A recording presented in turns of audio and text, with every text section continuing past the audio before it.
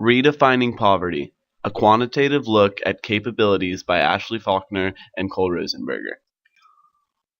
When you ask someone on the street what they think poverty is, you get responses like people on welfare, Those who don't have any money. homeless people. There is far more to poverty than these stereotypes. By certain definitions, far more people are living in poverty than you would expect.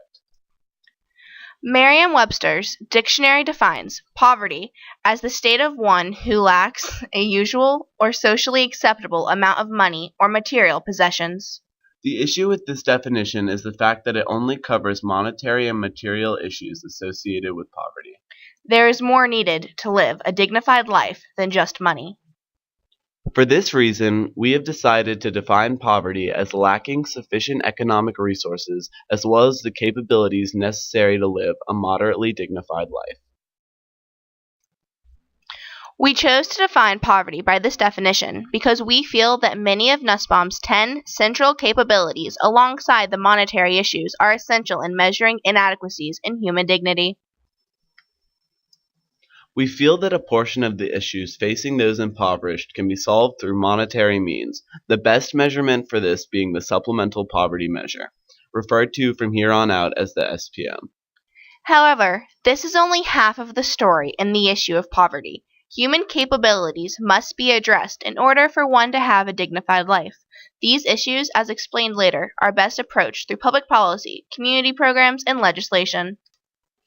The SPM is the sum of cash income plus in-kind benefits that families can use to meet their FCSU needs, which stands for food, clothing, shelter, and utilities, minus taxes, work expenses, and out-of-pocket medical expenses.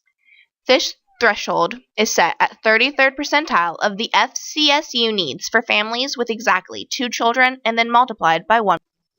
We feel that it is a more accurate depiction of economic poverty as compared to the official poverty measure, referred from here on out as the OPM, which only takes into account antiquated food cost as a threshold for poverty. When the OPM was created, food was thought to be the largest portion of a family's income. Therefore, Molly Orshansky, the creator of the OPM, found it reasonable to simply multiply average food costs by 3. Since the 60s, food prices have dramatically dropped, making food account for approximately 1/6 of a family's budget. As a result, the OPM sets the threshold at possibly half the financial need of those impoverished. The SPM takes into account information that is lacking from the OPM. For example, the SPM takes into account in-kind benefits, such as housing and SNAP, and near-cash benefits, including tax credits. It also takes into account cohabitation, which is far more prevalent in today's society than in 1963, when the OPM was originally formulated. As we said earlier, there is more to poverty than money. For one to have a dignified life, we believe they must possess a certain set of capabilities. Capabilities are the things people are able to be and do, given their circumstances. It is their choice to actually complete the actions, also known as functionings, but their capabilities offer the opportunity. We choose the following set of capabilities because we felt they were integral in living a dignified life. The first central capability is life. This includes the assurance that one can live to a reasonable age. We chose to include what Nussbaum considers bodily health under the same category because we believe that if one is to live a long life, they have access to resources such as healthcare. The next capability is bodily integrity, which includes protection of one's body from assault and the freedom to make your own decisions regarding sex and reproduction. The next capability is senses, imagination, and thought, which includes one's right to education. Without the ability to learn, those in poverty cannot work their way towards a better life. There would be no progress in a nation that doesn't educate those who want to learn. This also covers religious freedom, which is protected by the American Bill of Rights.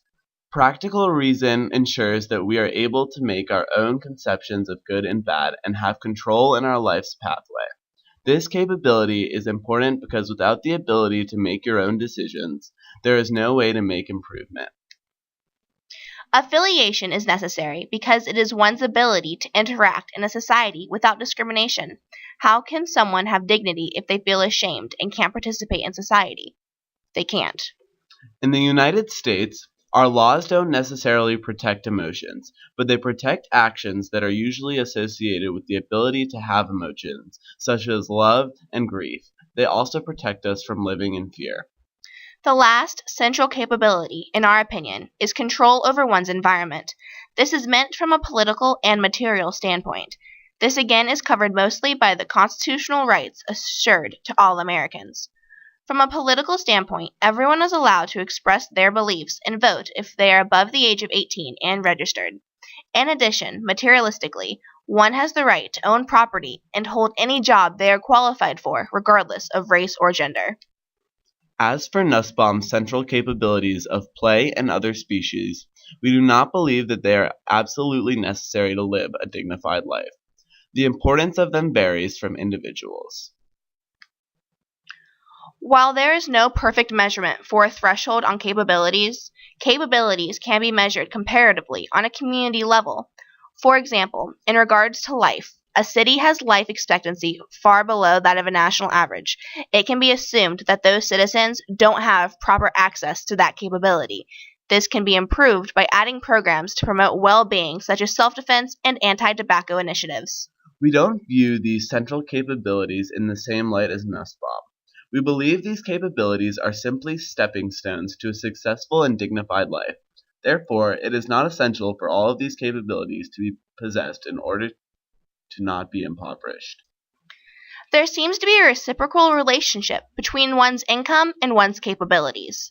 If someone has a income lowness, their capabilities are most likely not being met. And then if someone doesn't have the necessary capabilities, they usually will have a low income. By working to improve the capabilities and income lowness of those in poverty, we can work to improve the stigma and dignity associated with poverty. In conclusion, by educating society to not view these people by their socioeconomic standing, we can work on eliminating some of the shame and lack of dignity felt by those in poverty.